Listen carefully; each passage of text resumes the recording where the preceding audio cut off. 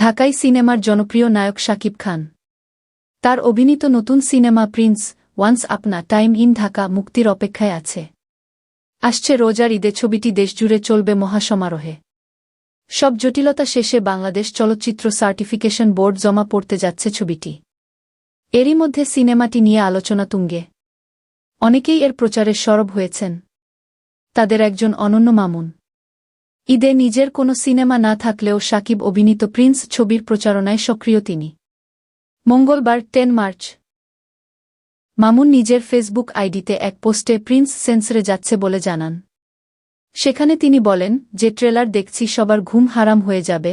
অল্প সময়ের মধ্যেই পোস্টটি ভরে ওঠে হাজার হাজার মন্তব্য, শেয়ার ও রিয়াকশনে। এর আগে প্রিন্স সিনেমার মোশন লুকটি প্রকাশ করে সামাজিক যোগাযোগ মাধ্যমে দেওয়া ক্যাপশনে পরিচালক ও কলাকুশলীরা লিখেছেন, সে ক্ষমতার পেছনে ছোটে না, ক্ষমতাই তাকে অনুসরণ করে। এই একটি লাইনেই চরিত্রের দাপট ও গল্পের আবহের ইঙ্গিত মিলেছে বলে মনে করছেন দর্শকেরা।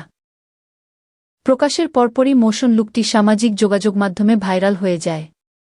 শিরিন সুলতানার প্রযোজনায় এবং ক্রিয়েটিভ ল্যান্ডের ব্যানারে নির্মিত প্রিন্স সিনেমার একটি অংশের শুটিং ইতিমধ্যে বাংলাদেশ ও শ্রীলঙ্কায় শেষ হয়েছে।